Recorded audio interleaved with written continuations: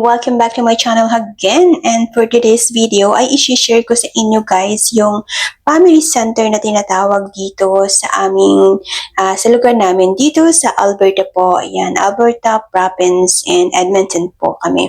So hindi ko alam kung pare-pareho sa ibang province. So iba-iba kasi kung meron din silang tinatawag na family center o kung anong tawag sa kanila.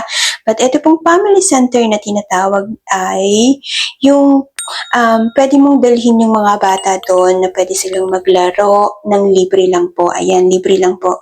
So, wala kang babayaran, walang entrance. So, maganda tong place na to kasi lalo na kapag winter guys. And ayan, syempre, minsan hindi talaga tayo nakakalabas or wala tayong mapuntahan. So, kailangan din nating ilabas kahit winter po yung mga bata kasi kailangan nilang makakapagkaroon ng interaction sa ibang bata. Ayun. So, natutunan ko lang po ito ngayong sa second baby ko kasi yung firstborn ko is pandemic baby. So, hindi namin alam.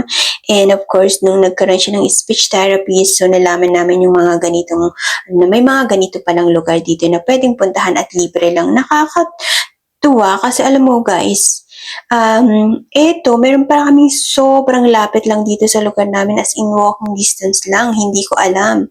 So, ngayon ko na lang din nalaman, lately na lang din, and kaya naman nakakatuwa kasi nakakapunta kami every time na open sila. So, dito kasi sa lugar namin, open sila ng Tuesday, Thursday, at Friday. So, wala silang limit kahit babies and toddler magkasama na rin. Kasi yung isang lugar na pinupuntahan namin, merong separate yung araw ng mga babies at araw ng mga toddler. And ayun, maganda kasi nakakapunta kami dito. Ayan, nilalakad lang namin. Ayan, kahit malamig talaga nilalabas namin dati, lalo na yung teacher ng aking kuya ay everyday nasa amin. So, kailangan namin ng activities na pupunta kami sa labas. At least meron kaming outdoor activity. And yan, so minsan nakakalabas kami and pumupunta kami dito kapag winter. Pero ngayon, so sobrang maganda yung weather, summer siya. Nilalakad lang din namin talaga yan. Sobrang lapit lang guys sa amin. Kaya naman sobrang gandang puntahan. Ayan, minsan may araw sila na pumupunta sila sa labas. Ayan, so may playground na malapit sa kanila. And ayun, pumupunta kami sa labas. And ngayong araw na to pumunta kami guys. Ayan, so naglalakad kami. And etong mga videos na to ay kinumpile ko lang sa mga iba't ibang araw na to. So, kaya iba't iba na din talaga. And yan, na-share ko lang sa inyo na may magandang ganito na pwede kayong puntahan na libre lang. Yan, especially sa mga bagong mom dyan. Yan, so maganda rin kasi nakakalabas tayo and syempre nakikipag-socialize din tayo sa ibang mga mommy. Ayan, so may nakakausap tayo. Hindi lang na stuck tayo sa bahay. Kasi yun ang mahirap dito kasi mismo, minsan kahit bahay, hindi mo pa rin kilala kasi sobrang busy ang mga tao dito. Kaya maganda yung may napupuntahan ng mga ganitong lugar. Ayan guys, ayan. So, ang aming Tepepe, ayan. Sobrang happy sila kapag nakapunta sila dito. And ayan, so talagang bibigyan mo ng oras kahit medyo tinatamad kang lumabas ng bahay kasi may init or sometimes malamig. Pero kailangan mong isipin yung mga bata na kailangan nila yung mga ganitong physical activities para ma-avoid din natin na palagi tayong screen time kasi alam mo pag nasa bahay hindi talaga may iwasan para may magawa ka, kailangan mo silang i-screen time. So, para ma-avoid, kailangan nating dalhin ang mga bata kagaya nito. And sobrang nag-i-enjoy sila sa maraming mga activities, maraming mga toys, and may mga bata na makakalaro sila hanggang sa matuto na sila, especially ang aming kuya kasi mag-kindergarten na siya, punta na siya mag-school na siya, and kailangan niya itong mga ganitong interaction. And kaya naman sobrang ibang-iba yung aming baby, sobrang sanay siya sa tao. Kumpara sa kuya namin na sobrang mahiyain siya, sanay siya sa tao kasi nasanay siya, baby pa lang siya, ganito na yung routine niya. Kasi nung dinadala namin siya dito as in, parang newborn pa siya, as in baby pa talaga siya, ay dinadala na namin siya kasi nilalabas namin si Robert kasama yung teacher niya. And ngayon tapos na yung teacher niya, so ako na lang, pumupunta pa rin ako palagi. And ayan, so nakakatuwa, ayan, meron silang mga costume bagay nito, ayan, so ipinapaalam sa kanila kung ano ba itong mga costume nila and pwede nila yung itry lahat. So, nakakatuwa lang din na dalhin sila dito and yung happiness talaga ng mga bata na makikita mo sa mga mukha nila ay sobrang nakakatuwa. Kaya sa inyong mga mom na bago dito sa Canada at hindi nyo po alam, lalo na wala kayong mga relatives ka masyadong kakilala. Ayan, so, search nyo lang kung meron din kayong family center sa place nyo. Kung may ganito rin, ayan, puntahan nyo po. And libre naman. Libre naman siya, wala naman kayong babayaran. Para, kumbaga, makapasyal kayo na makalabas kayo ng bahay. Kasi palagi lang tayong kulong sa bahay. Ayan, ayan. Lalo na kami guys, nagre-rent lang kami sa basement. Kaya, ang hirap kasi alam mo, pag kailangan namin talagang lumabas para makita naman namin yung weather, kung ano ba sa labas. Ayan, so kailangan talaga natin to. And ayan, sobrang enjoy na enjoy ang mga bata and ayan, lagi lang ganito. Ginagawa na naming routine, at least makalabas kami sa isang linggo palagi at least 3 times, 4 times. So masayang masaya na yung mga bata. Eto, marami siyang mga activity na pwedeng gawin. Ayan, may mag-play, and sa mga babies, so may mga place na malambot lang na pwedeng gumapang yung mga bata. So, napakaraming activities. Pwede rin silang mag-pretend na nagbe-bake sila. So, marami rin silang mga bata na nakakalaro. Hindi ko lang sila kinukuhanan yung mga ibang bata kasi hindi tayo allowed na i-post yung mga mukha nila nang walang pahintulot ng mga magulang nila. Kaya nakapokus lang talaga ako sa kanila hanggat maaari.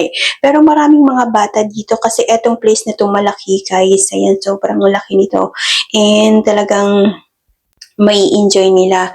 And ayan, so talagang malaki yung tulong na na-avoid natin yung screen time kasi sobrang laki ng impact ng screen time sa mga bata. Alam mo yung dati na sobrang behave ng aming kuya, pero natututo siyang sumagot kasi parang naa-absorb niya or kung ano man yung nakukuha niya, napapanood niya sa social media, sa YouTube, at kung hinayaan mo na lang siya mag-tablet in a whole day, na talagang parang wala ng ibang activities, parang yun na lang, sobrang nag-iiba yung attitude ng mga bata, kaya sobrang iba yung impact ng screen. Kaya eto na yung aming para maka-avoid kami sa screen, kailangan naming lumabas ng ganito. And ayan, nag-i-enjoy naman sila. And alala ko nung bata pa siya or mas like around 3 years old kasi 4 na siya ngayon. Nung lumalabas kami, palagi na lang niya sinasabi sa lahat ng toys, that's mine, that's mine. So ayaw niyang mag-share, umiiyak siya. Pero hanggang ngayon, natutunan na niya. Ayan, nakakatuwa kasi natutunan niya ng mag-share kasi alam niya na maraming mga bata, hindi lang para sa kanya yung mga toy na yun. So, marami siyang matututunan talaga kasi yung sharing talaga yun ang importante. Kasi hindi na siya hindi naman siya nakikipag-away. Kumbaga, humahanap siya ng ibang toy para ipalit sa mga bata para wala silang away. Pero ang mga bata, minsan talaga gusto nila kung ano yung isang laruan, nag-aagawan sila. And araw na to guys ay sa labas kami. So ngayong araw na to ay magpi-play sila sa labas sa playground. Kaya nandito kami ngayon. Ayan, so dito sa place na to, every Wednesday pumupunta sila ng labas hanggang kung maganda yung weather, kung hindi masyadong mainit, at kung hindi winter. Yan, lumalabas. So, maganda yung araw na to kasi hindi siya masyadong mainit. Pero minsan pa sobrang init talaga pag meron ng warning na heat warning, hindi sila pumupunta sa labas, talagang sa loob lang. So, ayan, napakaganda kasi may mga options sila na indoor, sometimes outdoor. So, maganda, talagang masaya yung mga bata. Ayan, sobrang laking tulong talaga sa mga bata kapag may mga ganitong physical activities silang ginagawa. Sobrang iba yung impact sa kanila and kailangan din talaga nila yan na nakakalabas, nakakapaglaro sa ibang mga bata, and marami silang mga option na toys, ayan, kagaya niyan. So, napakalaking tulong sa mga bata. Hindi kagaya natin sa Pilipinas na kapag labas ng mga bata, marami na silang kalaro.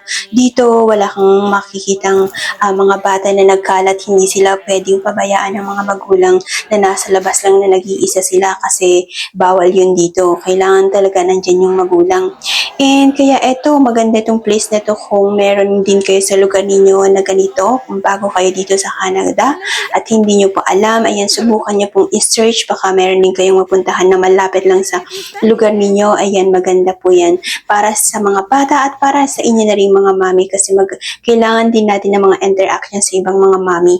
And eto guys, may mga libre pa silang pagkain na binibigay, nakakatuwa, o diba? So first time kong makakuha nito sa kanila, and etong bag, eto yung unang bag na meron, isang bag, isang bata, meron isang bag na mga ganitong pagkain. So meron siyang mga crackers, meron siyang ayan, tuna, meron siyang milk, so may baby's food, so marami siyang laman, so nakakatuwa din na may mga ganito pang libre. And hindi ko nga pala sa inyo napakita guys, so may mga libre ding mga damit na mga bata, so kumukuha nga din pala ako ng mga baby's clothes kasi alam niyo yung baby, mabilis lang simulang lumaki, kaya kumukuha talaga ako. Yung mga damit ng aking mga baby ay mga bigay lang din, kaya marami naman nagbibigay pero maganda na rin, di ba? Ayan, thank you guys for watching. I hope nakapag-share uli ako sa inyo kung nandito kayo sa Canada. Subukan nyo po mga momchi. Ayan, so I hope nakatulong din sa inyo. Thank you guys for watching. I hope see you in the next video again. Maraming salamat po. Bye-bye!